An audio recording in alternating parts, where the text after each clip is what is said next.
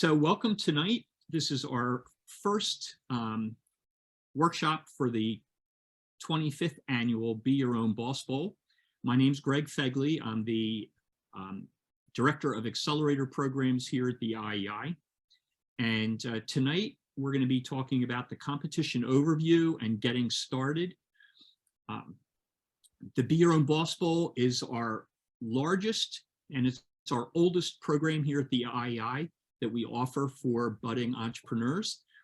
It's really a pitch competition. It has evolved from being a business plan competition into a pitch competition over these past 10 years in particular. And it's open to all members of the Temple University community. So that's students, alumni, faculty, and staff from all 17 colleges and schools within Temple University. It's something we're very proud of. And even though the IEI is embedded in the Fox School of Business, we're here really to serve Fox students, but also anybody from within the university. So I want to walk you through the first few slides are going to be just getting started. So step one in getting started to prepare for the Be Your Own Boss Bowl is to join Startup Tree. So I'd encourage you, if you are not a current member on the platform, join Startup Tree now. It's our central tool for connecting with all of our community members focused on innovation and entrepreneurship. On the platform, you can collaborate, you can look for co-founders to help build out your team. You can reach out to other people on the platform to get help. You can post jobs, post news about your venture. It's a good way to look for and meet with mentors who can provide very valuable feedback on your business idea, on your pitching, on your business plan. So I encourage you to join Startup Tree. And I'm asking everybody this year, if you're planning to enter the Be Your Own Boss Bowl, I'd like you to have a Startup Tree account, and I'd like you to enter from the Startup Tree account, because it'll make it much easier for us to be able to give you the feedback that's going to come from the reviewers that go over and review your idea when you submit it. So that's step one. Step two is, once you're on Startup Tree, I'd like you to look under competitions. You're going to find this page for the 25th annual Be Your Own Boss Bowl, and I'd like you to click the green button to enter. Now, entering at this point in time is really all about creating a draft submission, because you don't have all of the material yet that you would be wanting to upload and submit to the competition. But by going in early and creating that draft, and it could be as simple as just putting your name and your email address and saving it, that lets us know that you intend to enter, all right? Just that you intend to enter.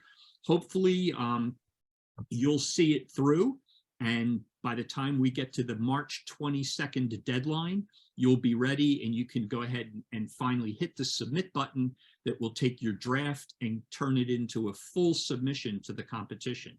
All right, but it all starts off, step two is create that draft. Step three is we have a link to a submissions resource folder. In this folder is all kinds of great information that you need and that you should tap into to help you not just think about your business, but also be able to submit to the competition. So in there, we offer templates for some of the documents that you're going to need to upload and submit. We offer examples and tips on some of those documents. The eligibility policies are in there. We also put links to all of the workshop recordings. So if you want to go back and watch a workshop, maybe you weren't clear about something that myself or one of the other presenters was covering, you'll be able to go back and rewatch these workshops, and you'll also be able to go and look at the slide decks that we used for these workshops. And tonight's slide deck will be very valuable because I'm going to cover a lot in it. Also in there is the judge scoring rubric and other information that you're going to find really helpful. So step three is get access to this submission resources folder and you can use that QR code to do that. Step 4, I mentioned mentoring. It is one of the most valuable resources we have here at the IEI. You can go onto Startup Tree, you can search for mentors, you can use different tags. For the Be Your Own Boss Bowl, I'd suggest that you select the IEI tag, and a strategist tag, a BYOBB open mentor or matched mentor tag. And it's a great way to look at these people. You can look at their bios, their work experience, their specific skills that they have. And then you can easily book meetings with these mentors. And if you have any issues, if mentors aren't getting back to you, or if you see they don't have any available hours, you can reach out to them through the platform by messaging them, or just simply drop me a line, let me know who you're trying to connect with, and I can help facilitate that connection as well. All right, step 5 in getting started is make sure you come to the rest of our workshops. So next week, we have another great workshop lined up on market opportunity and the competitive landscape.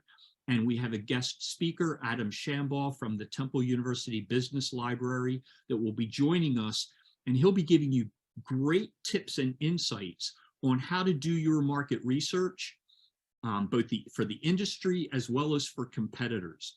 All right, it's going to be packed with information. This is usually an area that students and alums struggle with, is how to leverage the resources at the library to get this kind of valuable information.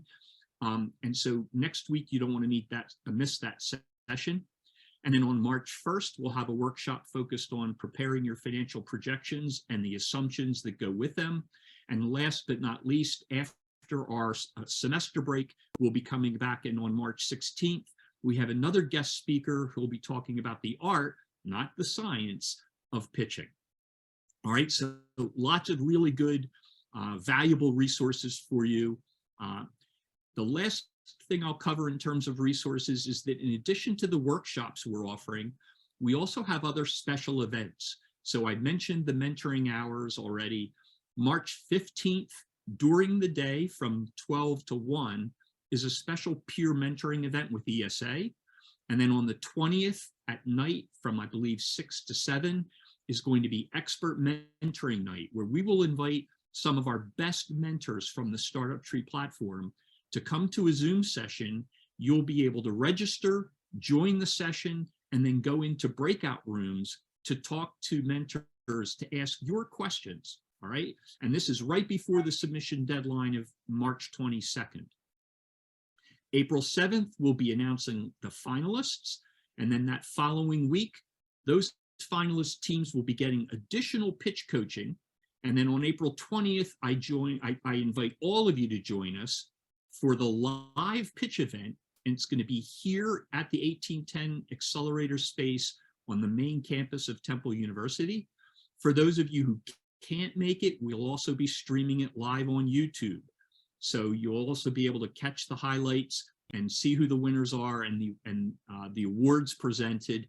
If you're not a finalist, if you are a finalist, we hope to have you here presenting. So I look forward to having as many of you participating as possible. All right, a quick overview of the competition. Let's just start with, there's over $125,000 of cash and service prizes available to the finalist teams. All the finalist teams are guaranteed to get, whoops, let me go back. All the finalist teams are guaranteed to get at least some prize money. The prizes are sorted into 2 tracks. We have an undergraduate track for undergraduate students only, and then an upper track, which is for graduate students, alumni, faculty, and staff. And we'll be giving out 1st through 4th place awards in each track, in addition to a grand prize award. We'll also be, as a part of your prize package, you'll also be invited to participate in the Startup Studio program that typically runs over the summer, and all the finalists are required to participate in that. Don't let that scare you away, because it's a pretty flexible program, and we make it easy for you to participate at whatever level you can. But that's another benefit, because that program is packed with additional subject matter expert speakers, dedicated mentors, and workshops that we run for those teams. I mentioned already the in-kind service packages that come from some of the top legal firms in the city of Philadelphia. In addition, we have packages that come from accounting firms, marketing firms, software design, and software hosting services. So a lot of value goes to these finalists. We're going to also offer a crowd favorite award this year from the IEI of $1,000. And then we have 3 special awards coming that are sponsored by other organizations here at Temple University. So the Digital Innovation Award will be given out by IBIT, and the Digital Innovation Foundry will be giving out the Global Award. We're partnering with CYBER, the Center for International Business Education and Research here at Temple, and we'll be also partnering for the DEI Diversity, Equity, and Inclusion Award with CEDWIC, which is the organization, the center focused on equity, diversity here at Temple University. So eligibility for the competition, you must have at least one team member who is part of the Temple University community and has that Temple University affiliation. That person has to be the leader of the team or the person who's going to be presenting in the finals. You can have members who are not from Temple University. You can have team members that are from other universities or that are unaffiliated with any university, all right? This is primarily for new businesses, but existing businesses can also participate as long as they're not more than 5 years old and have not raised more than $50,000 from external institutional sources, okay? Angel investors, venture capital, et cetera. You also have to have gross sales of less than $100,000, but that doesn't mean that you have to have sales. Many of the companies that enter the Be Your Own Boss Bowl do not have any revenue yet, and that's okay. And you must be a for-profit business. So this is the one program we run throughout the year where we are focused on for-profit businesses. The Changemaker Challenge that we're currently running right now, and the finals are coming up on March 2nd, that competition, you can be a not-for-profit business. All right. And last but not least is we encourage cross-discipline teams. So look for and try to build teams that have members that have complementary skills. So if somebody's really good on product development but might not have marketing skills, they should be looking to bring somebody onto their team that does have those marketing skills. And also, you can enter even if you don't have a team. And we've had solopreneurs, as we call them, we've had solopreneurs win the Be Your Own Boss Bowl. So don't be intimidated if you don't have a team. All right, the submission requirements are primarily three documents that you're going to be uploading into the portal as part of your submission. An investor style pitch deck, an executive summary, usually 1 to 2 pages, and a 3-year financial projection. Sometimes people refer that to it as a P&L or an income statement. And I'm going to do a deeper dive on each of those elements in tonight's presentation. All right, so the goals for tonight are to provide you an overview of the topics that you're going to be required to cover as part of your submission.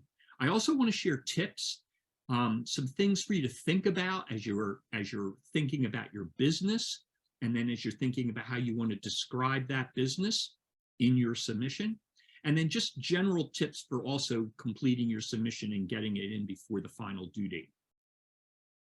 So I'm going to start with this question, and that's, which path are you on? So are you on the lifestyle family business path? Maybe it's not a highly scalable business. It might not be wildly innovative or unique. You might not be looking for outside investment. Okay, I should say no outside investment, sorry.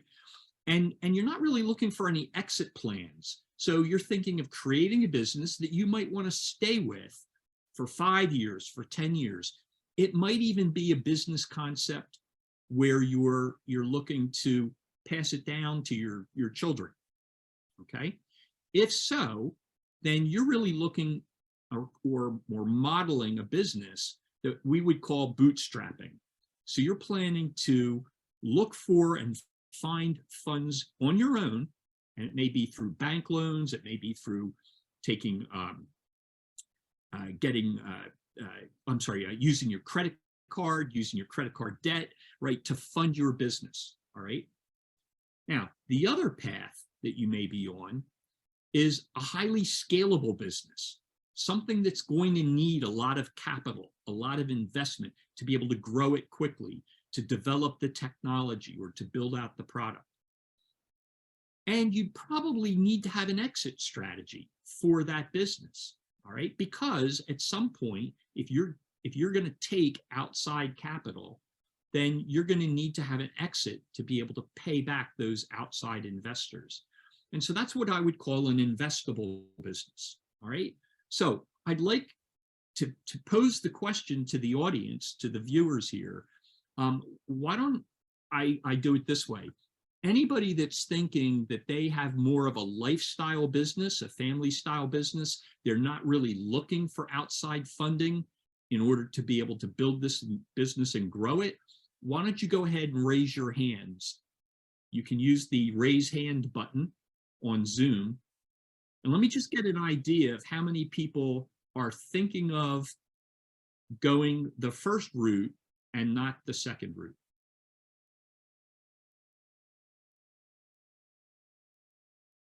Nobody? Okay, so everybody is thinking that they're going to be highly scalable. They need outside capital. They're looking for money from investors, and they're going to have an exit strategy on how they're going to sell this business off in order to pay back investors. Last call for hands. Anybody change their mind? All right. Oh, okay, one, Yvonne. All right. Yvonne, would you mind telling me a little bit about what your business idea is? Just real short, in one sentence, maybe. Sure. So my business is alcohol-infused cupcakes. Okay. Mm-hmm. That sounds like an idea I'd like. All right. And so you're thinking it would be something more local, your general neighborhood. It's not something you see scaling and putting it in like all the major cities in the US. As of right now, no. Okay. Well, listen, we all typically start with ideas that are going to be launched locally. Okay. Not all the time, but most of the time. And then we might have plans to take it and then spread it to all the major cities in the US or all the major college campuses, or, so it's okay that your idea still could be a scalable, investable business. All right. I could easily see that still being in that category. All right. So keep an open mind about that. And I'll go through. But now that I know that most people here are all thinking about this in terms of taking outside investment, that's good, because a lot of this presentation is going to be for you folks. All right. So what do you think about this? Who should you be targeting with your pitch? Who do you think your pitch should really be focused on? Anybody want to offer some suggestions?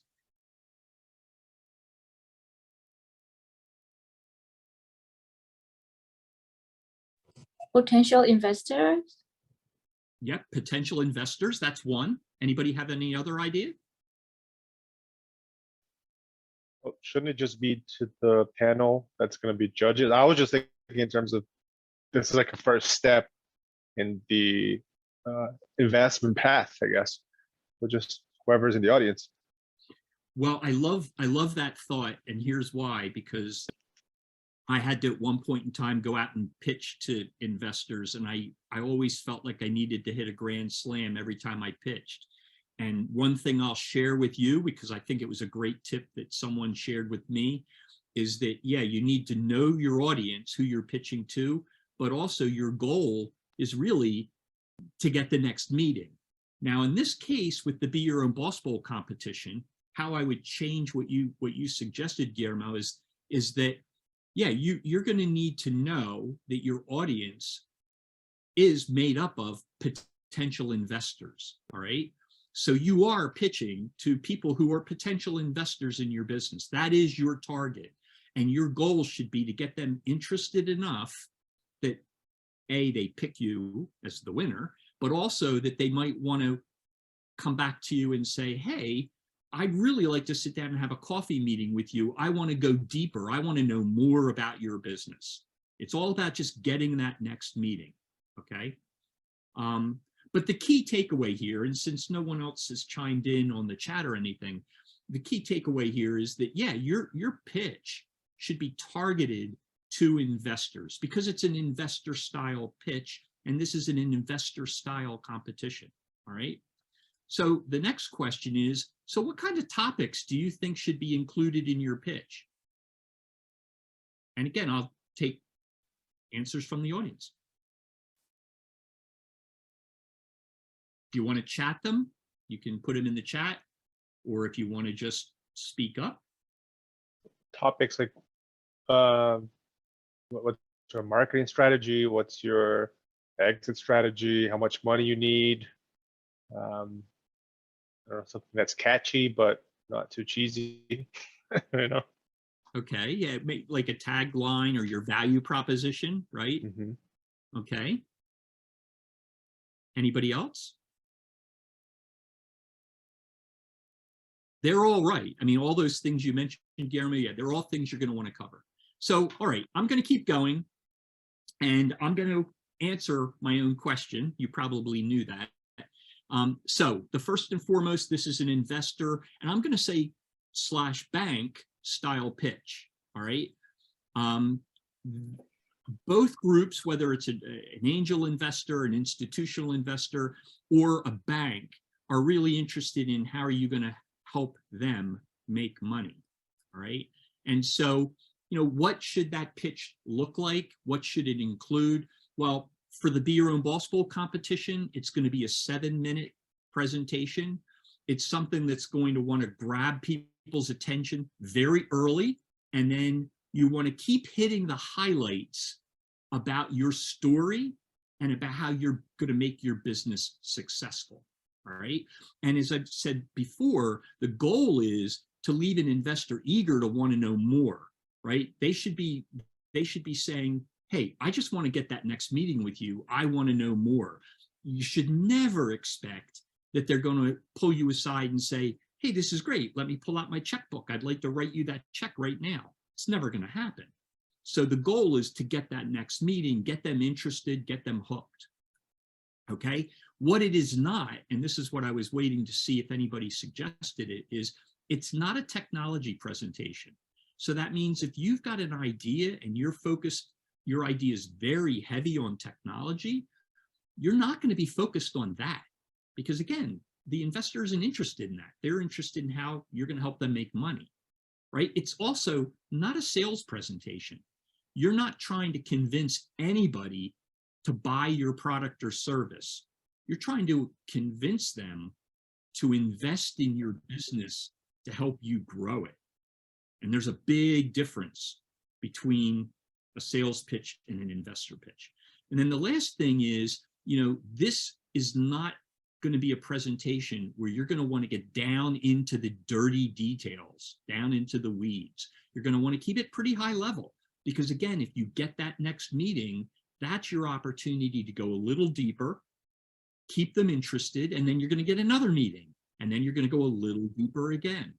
So, I know that this is a competition and everybody's focused on making it to the finals and being selected as a winner so that you can maximize your earnings out of this program, okay? But also look a little longer term, okay, in terms of how you want to approach this. Because after the Be Your Own Boss is over, you've just begun your journey. All right, so the other thing I want to talk about in terms of the presentation is when you're thinking of doing your presentation, doing your pitch deck, right? You have an opportunity to make an impact two ways, both in what you say and in what the judges are going to see on your slides, okay? Now, this first round, when you submit to the competition, your pitch deck can be a little more text heavy. Normally, we would say don't put a lot of text on a slide because it distracts the judges. They're trying to read the slide, you're up there talking about the slide, and it's hard for them to process both messages at once, all right?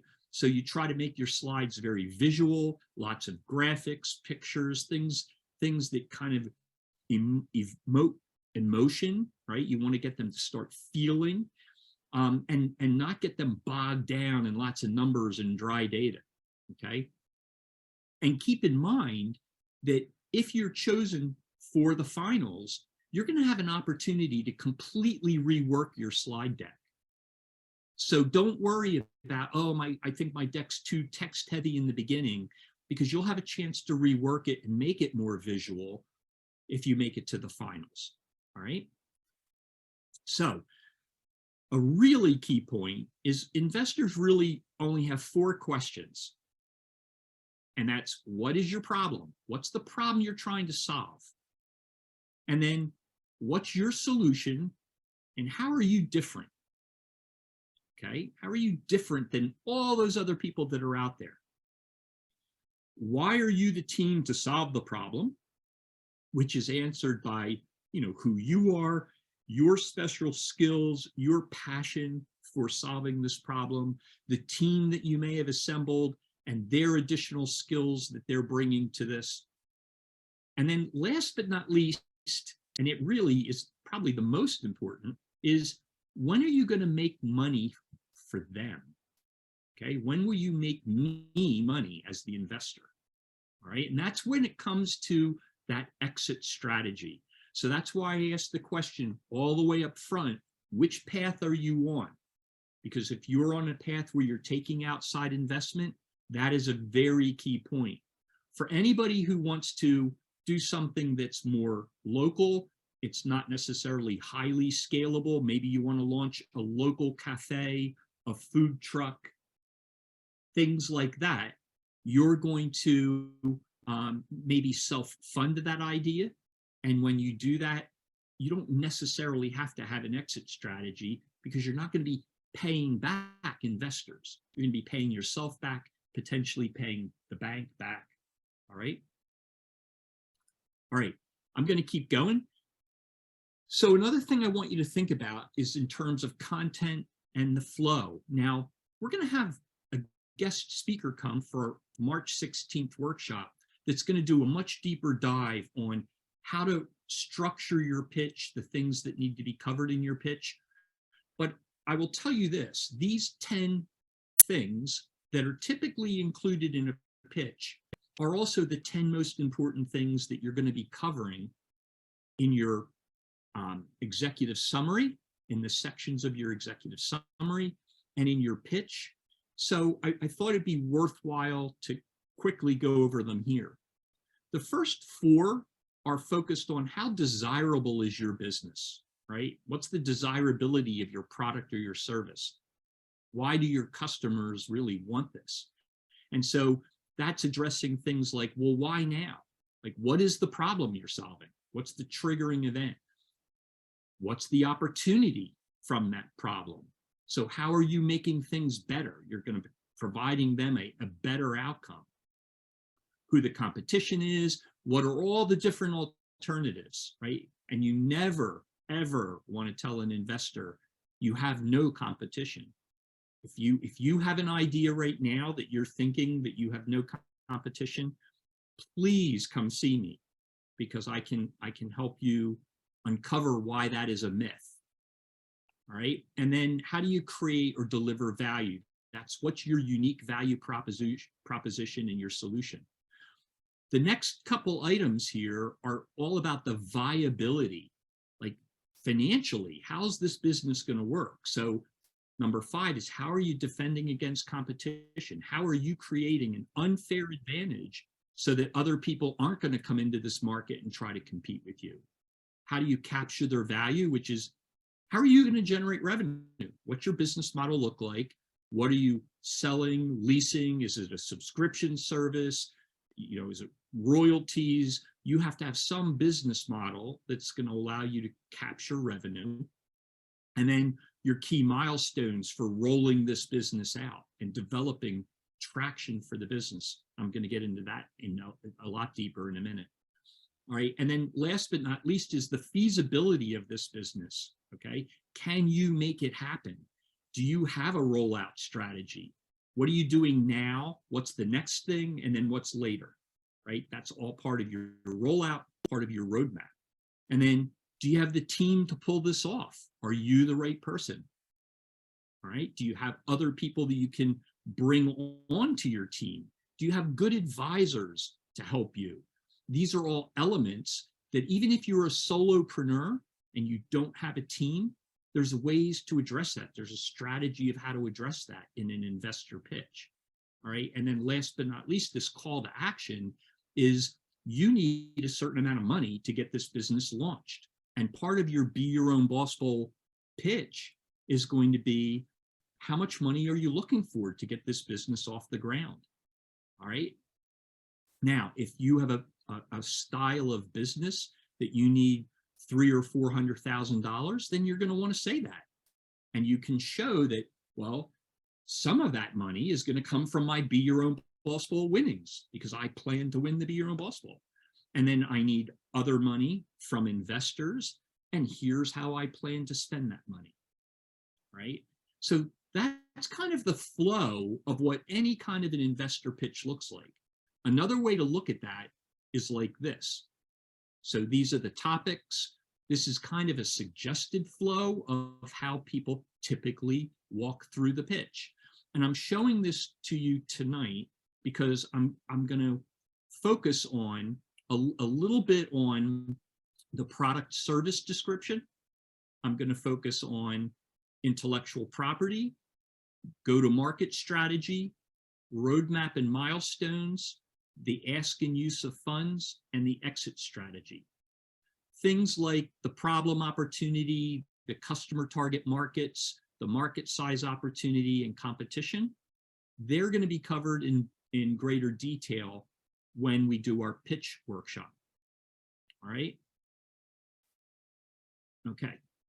Let me stop here for a second. Any questions so far? Anything that you'd like to ask before I get into some of these other elements? Yeah. So just so I understand, the judges, will they be there just to kind of provide feedback as to who in a real case scenario would win this, or are they actually there to, like, are they putting the money down as the prize for the BYOBB competition? Okay. Well, let me start with the first thing is there's 2 rounds of judging. All right. So the first round, when you submit, you're submitting into the first round of judging. We'll have probably 100 people who are our first round judges or reviewers. They will score the submissions and they'll provide feedback on the rubric, okay, based off of the rubric. We'll be then taking all of those scores and looking at that. And then we have a selection committee that uses those scores as a guide to select the finalists. All right, highest scores, you're pretty much going to get into the finals, right? And, you know, we try to make sure that the ideas all meet the criteria, that everybody that's entered is eligible, but we really try to go into the finals with those top scoring teams, right? So that's what you're targeting initially. I think your question about the final judges, the finalist judges, the panel of judges that will be sitting here in our 1810 Accelerator space, those people may be active angel investors, but they won't necessarily be putting their money up. The money that you will be receiving as a finalist comes from the IEI. It comes from Temple University, not from these angel investors. Okay, understood. So they might, if they're interested, they might privately gonna negotiate something else, but that prize money is not related to their funds. Correct. The Okay. prize money is not coming from external investors. It's coming from Temple University, and it's also equity free, which means Right. That was really the point. Oh, yeah. Okay. yeah, Understood. you're not going to have to give up, Yeah. 10% of your company because we're going to hand you a check. Right. Okay. We're going to hand you the check, and we're going to congratulate you and encourage you and give you support, and you get to keep all your equity. Okay. Thank you. All right. Any other questions? Okay. So the first element that you're going to enter or submit, right, put into your submission is this executive summary. It's a 1 to 2 page document. Think of it as the executive summary of a written formal business plan. The Be Your Own Boss Bowl used to be a business plan competition, and we had people submitting business plans that were 15, 20, 25 pages long. We don't do that anymore. That's not the way the world works in the investment community. What they typically look at now is they're looking at pitch decks first. Then the next layer is they look at executive summaries. And then the next layer they look at is financial projections and a full business plan. So we've made our competition have some of those types of elements. So the executive summary is one of them. And you can see in here, this is a template for the format that we suggest, but you do not have to use this format. And again, it can be 2 pages. So you do want to make sure that you're covering all of these topics. So the grab, if you can read that here, the grab is your elevator pitch. The opportunity problem is your description, a 1 or 2 paragraph description of what the problem is you're solving and how that equates to an opportunity for you to be launching your business, right? The product service is the description of the product or service that you're doing, etc., all the way down through all of these topics. Okay, over on the left, you can see there's additional information like what's the development stage of your business, when were you founded, do you have co-founders, how much money are you looking for, are you asking for, that's the funding required, and then how are you planning to use that money, what's the use of funds. So if you're asking for $100,000, how are you planning to spend that $100,000? And again, this is all really high level, summary level. Okay. For the financials that you're going to be submitting, the financials show up in a couple different places. And so I have one slide here to try to highlight that. So we're going to be asking you to submit a 3-year income statement. It can be a simple income statement, all right, a profit and loss, profit and loss statement, a P&L. The first year is going to be by month, so it's pretty detailed. The second year and the third year is by quarter. And we're going to ask you to, on a separate tab of this Excel spreadsheet, and you're going to submit it as an Excel spreadsheet, on a separate tab, you're going to list your assumptions. What were the assumptions you made, and how did you get to these numbers? All right. So the one other element you're going to be putting in here is going to be an Excel spreadsheet that you're going to upload that has this 3-year projection on it. We also provide a template for that in that shared resources folder, along with many other financial templates, right? But there's also a very basic one for you to get started with. You're also going to need to cover financials in your pitch deck. So typically you'd have one slide that would be financial projections, and you're going to summarize your 3-year forecast onto that one slide. And you're going to do that by just showing columns for year 1, year 2, year 3. So if you're starting your business this year, it would be 2023, 24, and 25. If you started your business last year, you'd be showing 2022 actual results, and then your 2023, 24, and 25 projections. All right. The last piece where you're going to want to talk about financials is in your executive summary. So in your executive summary, there's a section called financials. And you're going to want to summarize a couple key points about what your financial projections would tell an investor. What are the highlights, right? What's your revenue model? You're going to be selling things. You're going to be renting things, leasing things. You're going to have subscription service. You're going to make your revenue off of, advertising off of your app. But how are you making your money? You're going to want to cover that.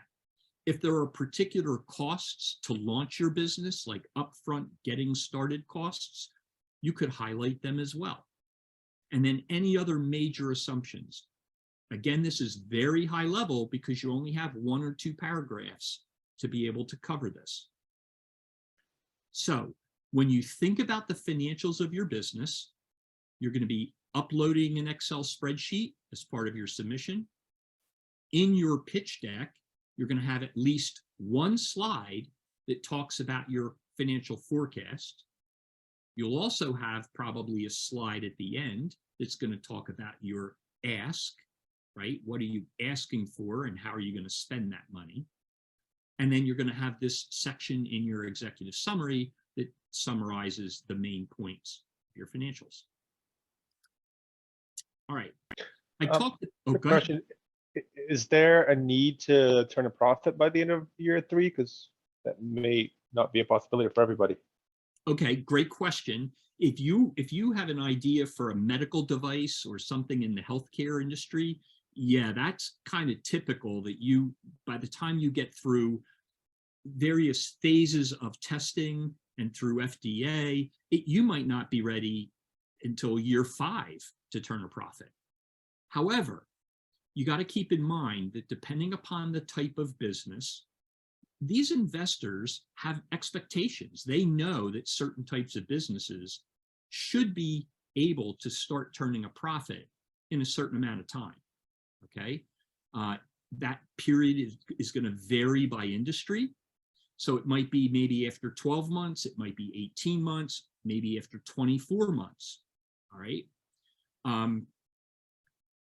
But if you're going to project that you're not going to turn a profit until after year 3, you have to have a really strong business case, because typically investors are looking to start that exit process around the end of year 3. And there's no way that you're going to be exiting if you haven't reached that break-even period yet. Mm-hmm. Okay? So the earlier you can show that you're getting to break even, the better. And investors are going to have different expectations depending upon the type of business. And you can Google and find, articles up on the web that will talk about what some of the investor expectations are based off of the type of industry you're in, based off of the business model you're proposing. All right. I'll give you an example of one student I worked with who had a business model of developing a platform for online education. And he was going to sell this platform to universities so that the universities could offer it to their students. And the education was around topics that were regulated by the government. So like, for example, drug and alcohol education, or let's say safe sex education. And his business model, it was pretty good, but he had his financial projections showing that he wasn't going to break even until the end of year 3. And part of it was because he was pricing his product to be 40% below his competition. And he felt he needed to be that low in order to be able to break into the market and get people to go with him. And I sat down with him, and when I looked at his financials, I suggested that he do one thing: raise his price $1 per subscriber. So $1 per student. All right, maybe he was charging $4 or $5 per student. And I said, just try this. Raise your price by $1 per subscriber and rerun your model and see what happens. And so he pulled up his laptop, he made the change in his financial projection, pressed enter, and his break-even moved from 36 months to 18 months. Mm-hmm. And that was a much better picture to be showing to a prospective investor. And in the end, instead of being 40% below his competition, now he was only like 27% below his competition. And, you know, it wasn't where he wanted to be, but like I tried to rationalize with him, you can still stay 40% below, but what good is it going to do you if you can't get anybody to invest in your business? Mhm. So you'd be better off showing a picture and a model that's going to be more attractive to get the investor on board, and then work like crazy to get that adoption and get those people on board. Because if you're providing a high value product and you're still 27% below your competition, that's a pretty good advantage. Okay, Yeah. so that's the example I would give. Thank you. All right. Mhm. So in our resource folder that I mentioned earlier at the beginning of the program, we've got all of this material in here for financial projections.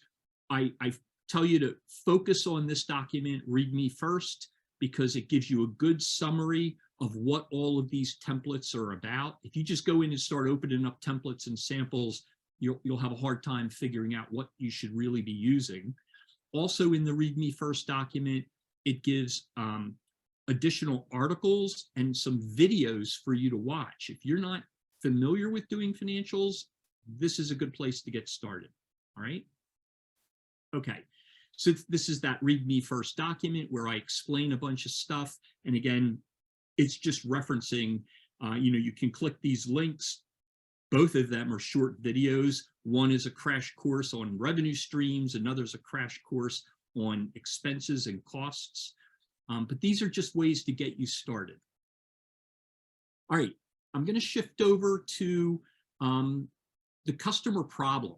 All right, this is one of these elements that you need to be talking about in the executive summary. You need to cover it in your pitch deck. All right, so in this topic of customer problem, you're going to want to be covering who is the customer, and keep in mind that sometimes the user is different than the customer, right? So if you're talking about, you know, children's cereal, all right, the user is the child who's eating the cereal. The customer is the parent who's buying that cereal for their child. And sometimes the people using your product or service may not necessarily be the people paying for it. So keep that in mind. And then what's the problem, the specific problem that you're solving for those people? And then how did you come about this? How did you learn about this problem? Sometimes people skip that, but it can be really interesting to prospective investors. It tells them a little bit about how you think, how you came about this. May also be an opportunity for you to talk about how passionate you are and why you have that passion. That's stuff that they are interested in. Okay, so this oftentimes is going to set the tone for the entire rest of the presentation. When you're describing your customer and the problem they have, your goal should be to try to make some kind of an emotional connection with your audience. If you can hook them right here, they will stay with you through the rest of the presentation. If you haven't hooked them here, chances are that you could lose them very quickly. You know, people who have businesses that are focused on children, the elderly, puppy dogs, have a natural advantage because people get emotional about those topics, right? It's a little harder if you're trying to solve some very dry problem, right? But even then, you need to think about how you make a connection. Here's an example, and when I say this, I'm talking about the left side here. So this is a slide that has been shown in previous Be Your Own Boss Bowls, and it was simply a slide that said, meet Lauren. Lauren's story is not unique. And it was a picture of Lauren, this picture of this young lady. What you see over here on the right is the script of what she was saying while this slide was up on the screen. And you can see, if you quickly skim it, you can see she's telling a story about this young lady, all right? So this was her way of trying to make that quick emotional connection. And drawing her audience in, understanding both the problem and who has that problem. All right, so in this section of the product service description, because some of you might have products as your business base, some of you might be providing services either through software, an app, or services direct to the individual. All right, you want to briefly explain it. Why and how does it solve the problem that you've defined? How are you different and unique is really important to try to put in there. So if you say, well, I've got an idea for a backpack. Well, there's hundreds of styles of backpacks out there. How are you different and unique? And being able to quickly get to that will help me reset my expectations and focus on that aspect of your solution, right? It's helpful to have diagrams, photos, maybe videos, although I don't encourage you that you use videos. And I'll show you some examples in a minute of what that means. Now, for those of you out there saying, well, I don't have a product, or I don't have my real working thing yet, what do I do? Right? Well, there's other ways that you can show that product. Again, through pictures or through sketches. You don't have to have a real production version of the product. If you do, though, you want to show it. If you have a prototype, you want to show it. If you have mock-ups or wireframes for like an app or a piece of software, you want to include them because it makes it more real. All right, so you don't have to have a finished product or service, but if you don't, anything that you have that will help give a representation of what it is would be good for the reviewers, for the judges to see. Okay, so don't run right out and build something just for the sake of the Be Your Own Boss Bowl, because you don't want to build it before you've really validated this idea is a good idea, that you want to invest in it and take it forward. And that means you need to make sure that you have got a good problem solution fit, and that you've tested that with potential customers, and that you've got a good product market fit. Problem solution fit is you know the problem and you've got a solution for it.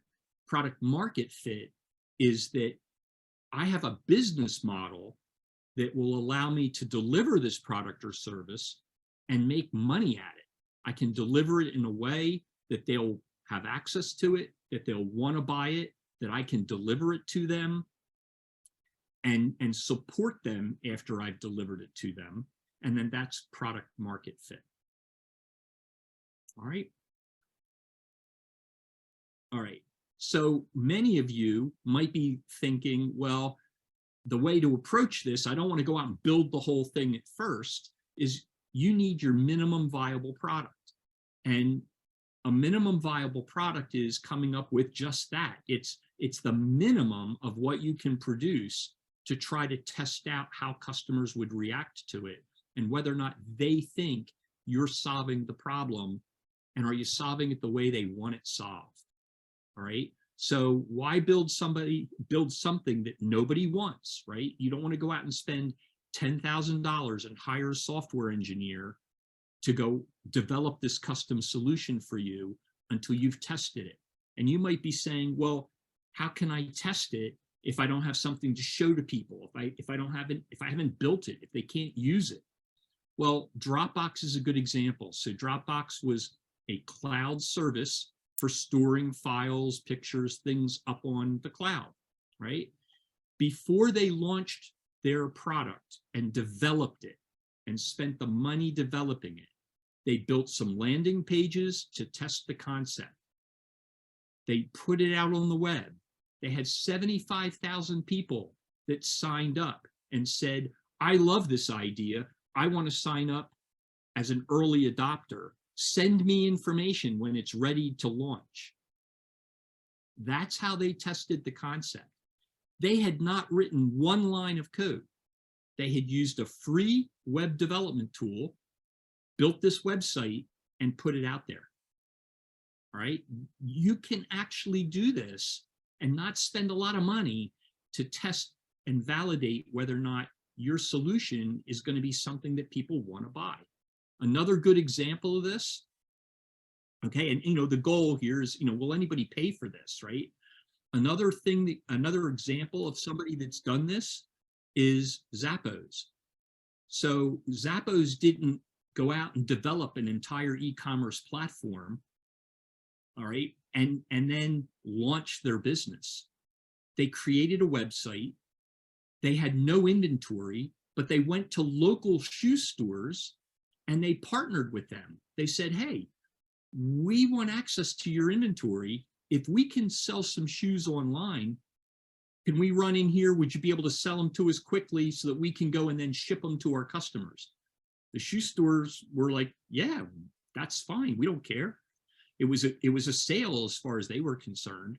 So they built a very simple website, and just to see if people would actually buy shoes online without trying them on, without feeling them. Their goal was to see just that. Would people buy shoes online? They made it as easy as possible, but they did not have an automated system. The entire minimum viable product was manual. They tracked everything manually on spreadsheets. So again, don't rush right out and try to build something just for the Be Your Own Boss Bowl. Instead, be smart. Think about what's the minimum that I need to be able to test my concept. And that is very valuable to then share as part of your Be Your Own Boss Bowl submission, that you have tested the concept, you have validated the need, that people do like the way you're solving the problem, right? And so again, like, how do you, if you don't have any revenue to show people because you don't have a real product to sell yet, how do you show traction? Because investors are always talking about this buzzword called traction. And traction at the highest level is that you've got real customers, you're making sales, and that's equating to revenue, right? But for most of you who don't have that, then do you have any pre-sales signups? Do you have any customers that you've shown your concept to and they've said, hey, when you have this ready, I want to be the first one to try it. I'll test it for you. I'll even sign up and pre-order, okay? So that's the next level of traction. The next level down from that is, hey, create a website, get people to sign up on the website, get them to share their email with you. That's a level of traction. If people are willing to give you their email and they know if they give your email, you're going to hit them with marketing materials, other follow-up pieces. So that shows that they're interested enough to give that up, all right? Because they want to know more about it. You might also just, maybe you can't capture their emails, but you can just start monitoring. You've launched your website. This is how many people have hit it. This is how many people have clicked through to various pages that talk about your value proposition. That information is a type of traction and is valuable to investors. So if you've done any of these types of steps, even just doing personal interviews, share that as part of your presentation, share that as part of your submission, so that the reviewers know this isn't just an idea, that you've actually gone out and talked to people and you're testing and validating that people might want this. That's super important because it's the basic level of traction. All right, and surveys, of course. All right, so here's some examples of how you talk about a product in your pitch, how you want to talk about it and think about it. So you can see very visual. Here's a picture of this device. By the way, this is an artist rendering. He did not have this device. It wasn't real. Notice it's next to a quarter, so you can see the size of it. And then here he's talking about the three main benefits. You can track, you can look at trends, and you can manage your health. Here's another example of a product. So many of you may know Simply Good Jars, Jared Cannon, who launched this company. Chef quality, chef quality, organic, healthy salads. that he was selling out of vending machines. All right. And in this case, when he wanted to describe his product, a picture's worth 1,000 words. So again, this was an artist's mock-up of what he expected his vending machine was going to look like. And that's what he showed. That was all he showed. And then he just talked about it. Here's my product. You can see the packaging. We're going to be selling it through these vending machines. We're going to be using the weighted shelf technique. People swipe their credit card. They can go in when they pull it, pull the item off the shelf and they close the door. It knows what item you took off the shelf and it charges the credit card. That was in one picture and in a very simple description. He was able to clearly delineate what that product was and how that process would work. Here's another example, and I'm going to show you 3 stages of this idea. So this person had an idea to do blood testing, right, or glucose monitoring through blood testing. And initially, their slide to describe the product looked like this. All right, so this is how it's done today. You can see we have these various monitoring devices. You have to do the finger prick to take blood, etc. Right? The second attempt at this was they said, hey, our mission, what we're going to do differently is we're going to have a device that's convenient, infection-free, non-invasive. You have these little pictures on the left, more pictures on the right, right? This was their attempt to try to describe their product. After a lot of feedback from the pitch coaches and from the first round judges, this was the final slide that they used in their Be Your Own Boss Bowl presentation. Because in this one picture, they got the main point across, and that's no more finger sticks. Like, what's the one thing everybody hates about doing blood testing? That one-time prick of their finger in order to get the blood out, right? And they put up this picture and then they talked about the benefits and how people were full of anxiety with having to get this kind of testing done. And in many cases, they never went and had the testing done because of that anxiety. So just a couple examples of how you can describe and talk about your product. All right, I'm going to talk a little about intellectual property.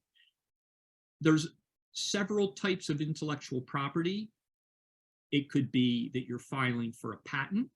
It could be you're filing for a trademark or some kind of copyright or protecting some kind of trade secret. If your idea, if your business has any of those elements, then you're going to want to talk about that in your executive summary, again, in a short paragraph, and you're going to want to also cover that in your pitch. Because having intellectual property and having a plan for how you protect it is really important to investors. All right, if they know you have intellectual property and you have a plan on how you're protecting it, that's a bonus to them, because that's something your competitors have to overcome. What's an example of a plan to protect it? Is it just the fact that you're applying for a patent? Does that count? Yeah, it could be, hey, my strategy is I'm going to file for a utility patent or a design patent. It may be that you've already filed for a provisional patent. It may be that I've identified I have this potential intellectual property and I intend to file for a provisional patent. Okay. All right. Again, I'm not expecting that if you have IP that you're going to be able to get a provisional patent filed by the Be Your Own Boss Bowl, right? Mm-hmm. I mean, you probably could do that if you fast track that and that was the only thing you were working on. Mm-hmm. But you've got the rest of the submission to worry about. And so that's just an element. So in many cases, I would just be advising you that if you think you have intellectual property that is protectable, right, defendable, then you're going to just want to mention that. You know, I feel I have the potential for a utility patent. if you have an opportunity to talk to a patent lawyer before the Be Your Own Boss Ball and they can confirm that, that's even better, because you Yeah. can say, I've met with a lawyer. They feel that I have IP that I can protect. My plan is to file a provisional patent in the next 3 months. Yeah. Okay. Just out of curiosity, for the diabetes test, how did they end up launching that product? Yeah, I do think they did. Yeah. I think they did. Okay. All right. Thank you. So, so when it comes to IP, not everybody has IP that you have that's defendable, right? That you can file a patent for. You should think about trademarking your name and your logo as potential protection for your brand. Okay, like if you're a clothing brand, you won't have patents necessarily, but you might want to be trademarking your name and brand, right? You know, if you have a music business, you might be copywriting your music. So if you have it, talk about it. If you don't, it's okay to skip it. All right. And there's no need to say, oh, I don't have any IP. Just skip it. All right. Okay. The next thing's go-to-market strategy. So a couple things here. Go-to-market strategy is a lot bigger than a lot of people think. It's not just about what is your distribution channel. How are you delivering your product to your customer? Right? It includes a lot of elements. It could be your marketing channels and your distribution channels. It's going to be your revenue model. So how are you generating revenue? Are you selling your product directly? Are you licensing a technology? Maybe you've come up with a patentable item and you're not going to make it, but you're going to license that patent to another manufacturer for them to make it and sell it. All right. Maybe you have a subscription model. Maybe it's a freemium premium model where you're going to offer it free at a certain level, but when people jump up to the premium, now you're starting to collect revenue from it. All right. So it's thinking through all those elements, but it's also these other things. So it's who your target audience is, your customers and users, the channels you go to reach them. So not just, again, not just distribution, but also marketing and sales, your sales channels, right? What's your packaging and pricing? What does that need to be? And then what's your customer acquisition cost strategy? So these channels, how you acquire channels, how you educate them, make them aware that you exist, that you've got a solution for their problem, right? There's going to be some cost related to that, depending upon the channels you utilize. You've got to think about what those costs might be and how those costs change over time. All right. You need to think about key messages for your target market segments. Some of you have ideas where you might have multiple target markets. All right. You might be selling and targeting to college students. You might be also selling to high school students. You might also be selling to the parents of those students. All right, that's 3 very different target markets. The messages for those 3 could be completely different. All right, for example, maybe you're a service offering meals to students, right? So how you position the messaging for college students would be different than high school students, and definitely different than what you'd be using for parents for something like that. All right, and one other tip is, you know, social media has become so much a base for a lot of the marketing or go-to-market strategies these days. But oftentimes people just say, oh, and we're planning to use an extensive social media marketing campaign. And that's all they say about it. And that's really not enough, because there are multiple different types of social media campaigns now. And so you've got to be more specific. Are you using, you know, Facebook primarily, or Instagram, or TikTok now? You know, what and how are you going to get traction on those platforms?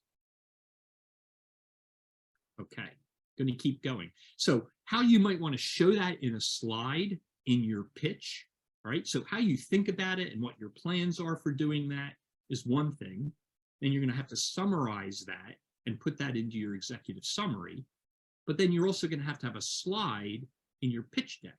Now, here was an idea where this company was trying to provide a marketplace where they were getting lawyers to sign up onto the platform to provide services to immigrants. So they needed to draw lawyers to the platform, and they needed to draw immigrants to the platform, right? Because it's a marketplace, it's a matchmaking service. And so they showed their go-to-market strategy by breaking out how they were going to attract lawyers and how they were going to attract immigrants onto the platform. And they were going to do it through a very number of events, different events for each of those target markets, through different partnerships for each of those target markets, and then direct channels for each of those target markets. I think this is a really good example of how, when you've got a marketplace or a double-sided market where your go-to-market strategy is not singularly focused, it has to address both sides. All right, I'm going to quickly cover funds and uses. So how much money do you need to launch this business? And what are you going to use it on? It's as simple as that. All right. All of these other things in here are all just different elements of what investors are going to be looking for and thinking about while you're up there talking about your funding. If you're in therapeutics, medical devices, your ask is going to be hundreds of thousands of dollars, if not $1 million. All right. Even coming out of the starting gate. If you're a business that can launch pretty cheaply, you don't need a whole lot of money to launch, or if you're a bootstrapped business, you're not even looking for any investor money, you can simply get up and say, hey, I'm planning to win the Be Your Own Boss Bowl, and with this money, last year, the grand prize winner took home $20,000 first place and $40,000 grand prize, so $60,000. That's a sizable amount of money to get a business off the ground. And so it might be just, I'm looking for $60,000. I'm hoping to win the Be Your Own Boss Bowl, and here's how I'm going to use that money.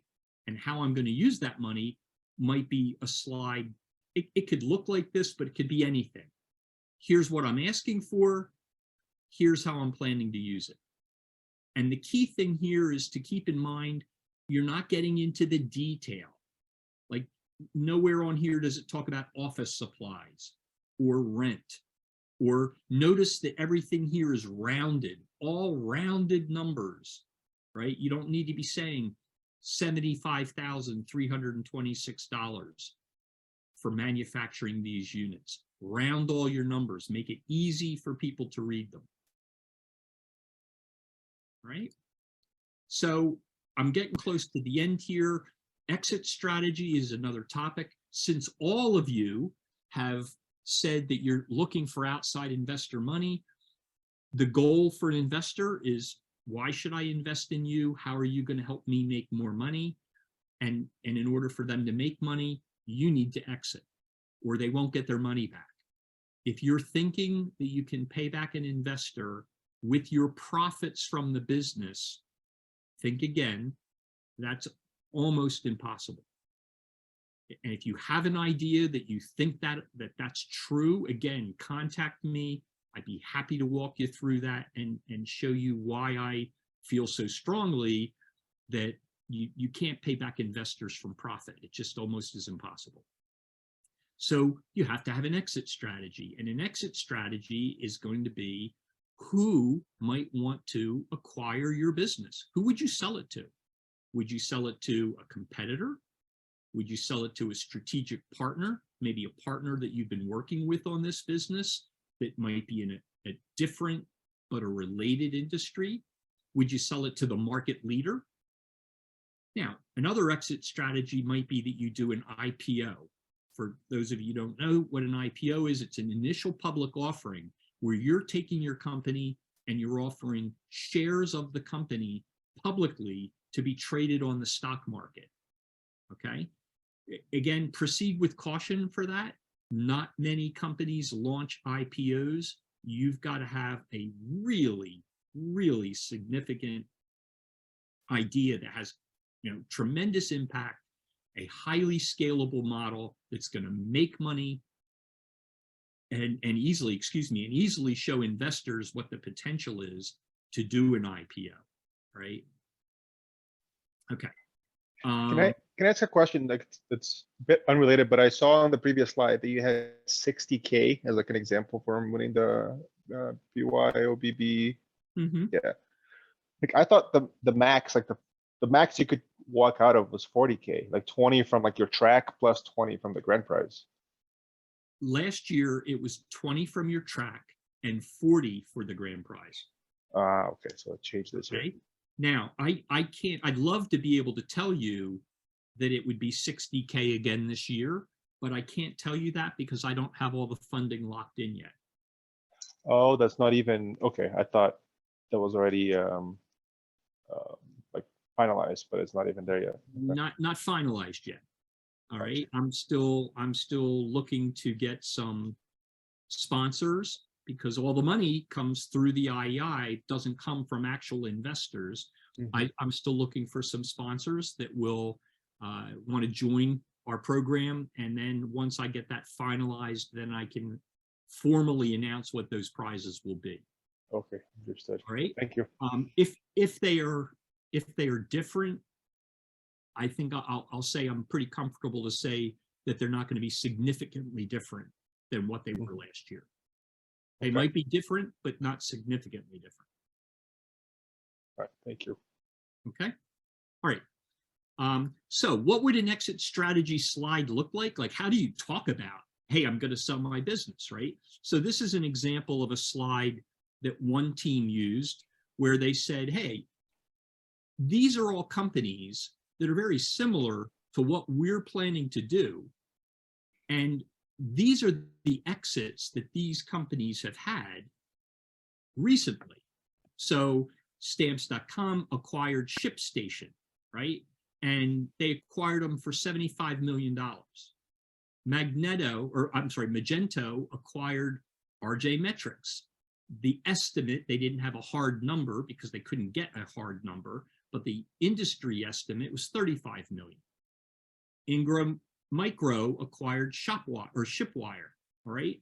So this was a slide that a company that was looking to offer kind of like a mailing services, like a local pickup. Think of Amazon, the Amazon lock boxes, right? They were going to come up with something similar to that. And so they were using companies in that industry, showing how these smaller startup companies had grown, had success, and had been acquired by bigger companies, right? And with these kinds of exits. Now, as an investor saying, hey, these are companies we think we can achieve similar kind of growth, and we might be able to exit for similar kinds of numbers, that's really attractive to an investor. All right. So this is like a really good example of a slide. It's not always that easy to be able to get these kinds of numbers or to be able to find other companies similar to yours and in the same industry that have recently been acquired. All right. Just some other general guidelines that I don't think our guest speaker is going to be covering in her presentation. So for your pitches, right, in the slide deck, keep things simple. You can use multiple slides. If you have to use multiple slides to talk about a topic, you can do that. Because remember, this is the first round submission. So you want to make your pitch as complete as possible to boost your chances to get into the finals. All right. That does not mean make your pitch deck 50 slides long, because that will turn off the reviewers. And after they see that you're way past 20 slides, 25 slides, they'll probably start knocking you down with points. So don't go too long. I would say no more than 20, 25 slides. All right. You want to make your pitch a story. Our guest speaker is going to talk about that extensively. You can put extra material into an appendix of your pitch deck in round one. You won't be able to do that in round two. for the finals, right? Two things you want to avoid ever saying verbally or in your slides is never say these estimates are conservative, because the reviewers are already going to know that your numbers should be optimistic, right?